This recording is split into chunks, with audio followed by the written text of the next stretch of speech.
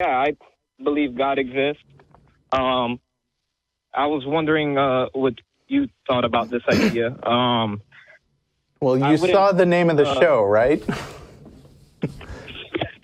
Yeah. Yeah. Well, I used to be an atheist too, so that's why I wanted to talk to you guys. I'm sure I'm probably not going to say nothing new here, but I'm sure you've heard it before. God is one, oneness. God is love. So what do you think about those ideas? Maybe that, God being one.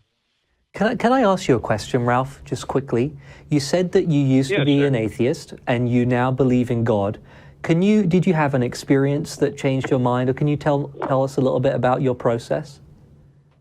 Yeah, I had a few different experiences. I was raised Christian and, had the whole hell thing thrown at me for a while. And that put me in that hard place as a believer where you start questioning your beliefs because of, it's a little bit traumatic to get hell thrown at you when you're young. So I went through that. Do you believe in hell now? Sorry to interrupt.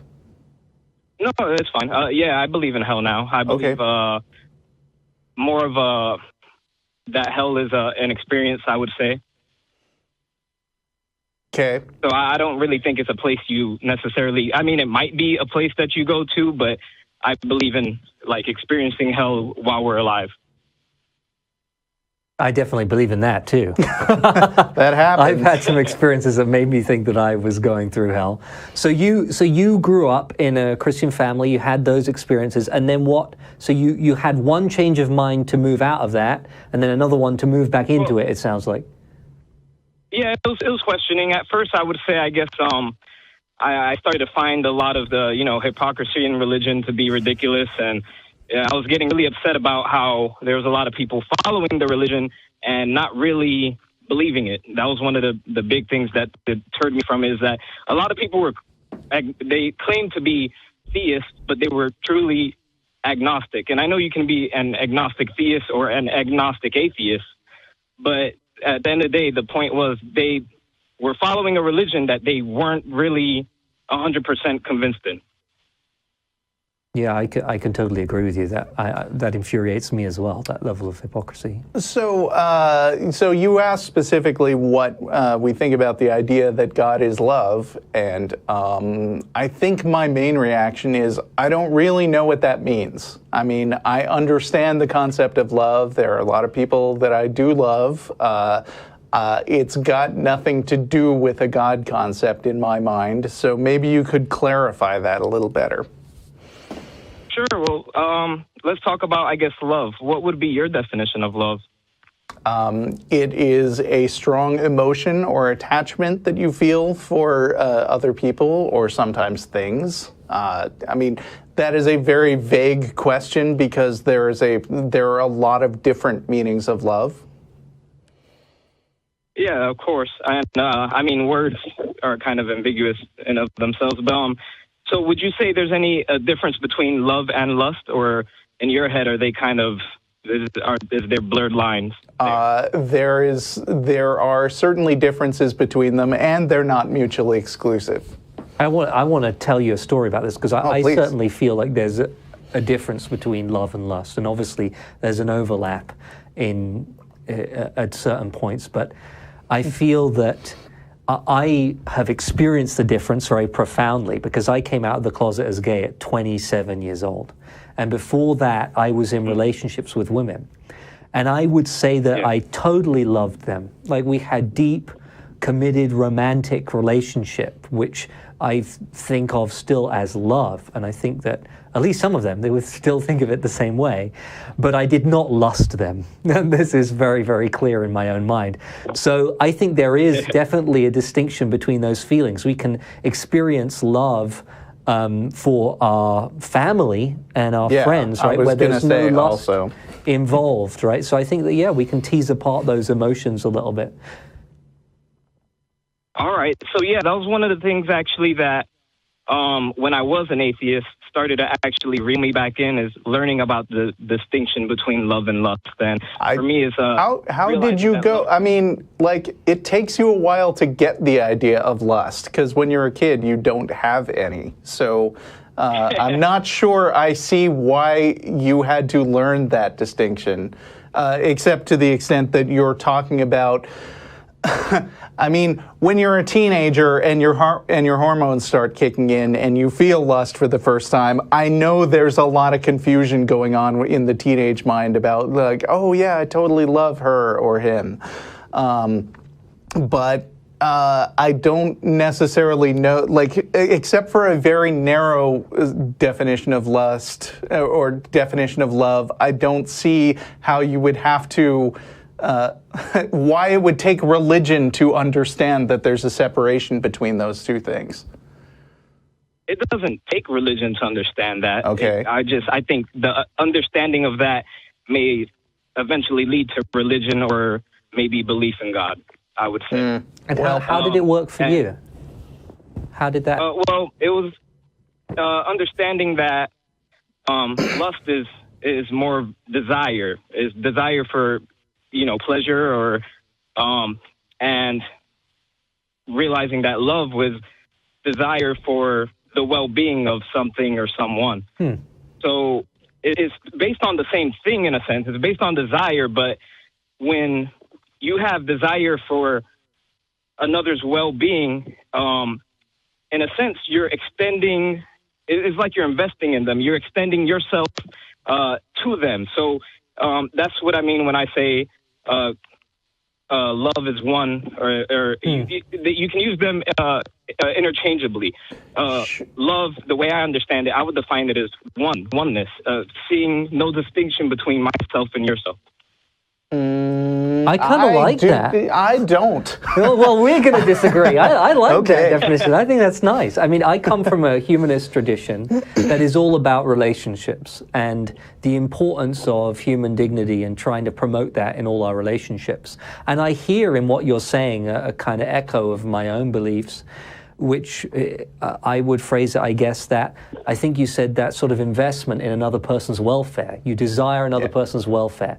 And that is kind of right at the heart of humanism. I think I'm with you, Ralph. I like it. I just don't put God in there, but, that's a little distinction. I mean, where I don't agree is that, I think that you can love somebody and not feel like you are losing your individuality separate from that person, because that way lies codependence, and that's not necessarily healthy. There are a lot of couples who sort of take pride in the idea that now they like all the same things. They never do anything apart from each other, and I actually feel like it is healthy to have a partnership in which you like a lot of the same things and also are deeply invested in the other person's well-being, but also have separate and distinct lives where you can pursue separate interests without feeling like you have to become part of the Borg, basically.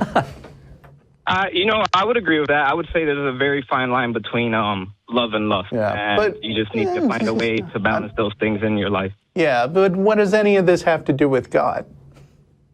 Love has everything to do with God. I mean, I'm not going to go ahead. I mean, if you define God that way, then sure, but I don't believe in God, and I do experience love, so I don't see the connection.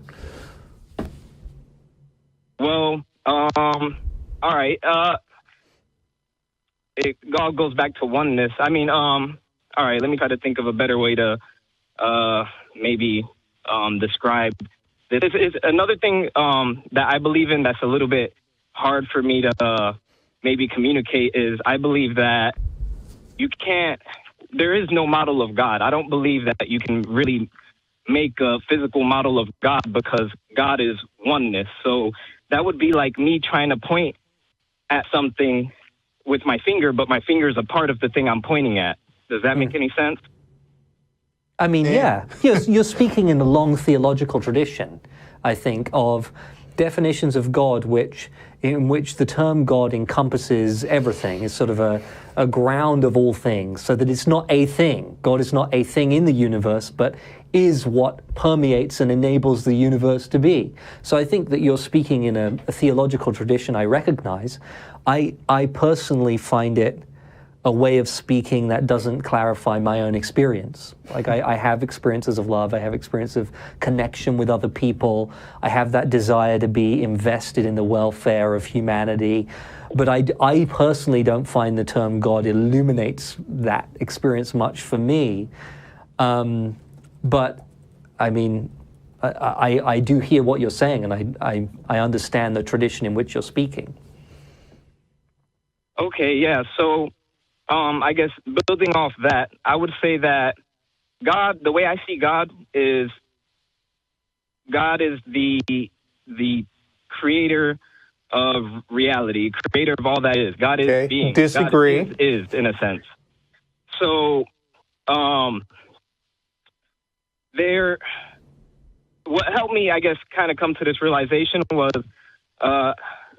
it was understanding, I guess, about archetypes. I don't know if you're familiar with archetypes and Jungian archetypes. I was. Well, I imagine that's what Ralph was talking about. I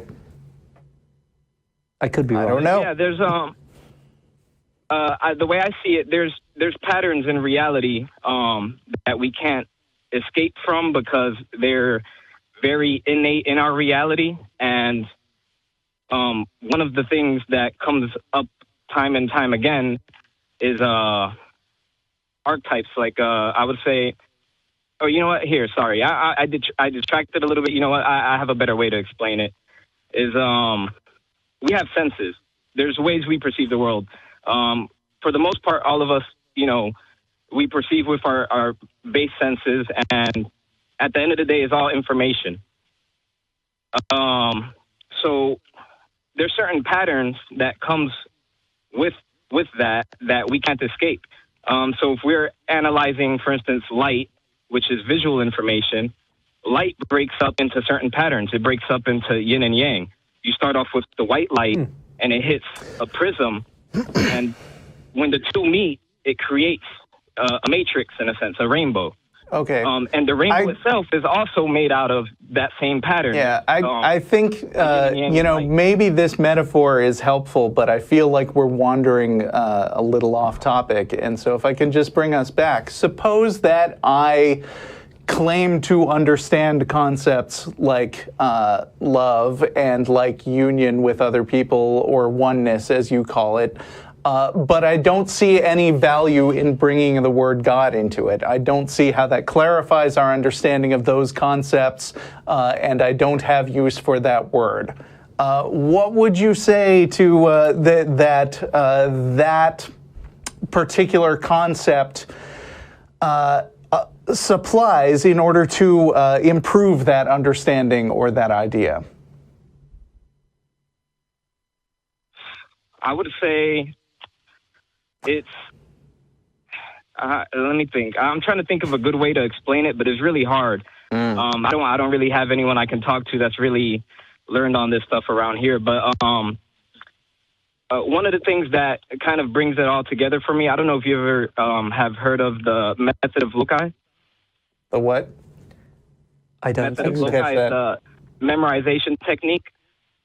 Okay. Well, anyways, what it has to do with, I don't remember the whole story. It's a pretty old memorization technique where you memorize things using the spatial part of your brain.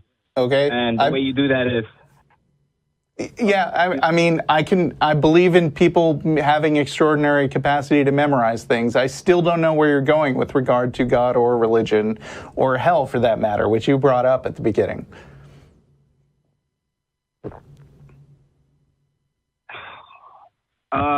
All right, I'm sorry. Let me try to figure out what exactly is it that you want to know? I don't know, but maybe you can try calling again next week. Sure. All right. All right. Yeah, I mean, think through some of these questions and maybe give it another shot later. Thanks for calling. Thanks, Ralph. Yeah.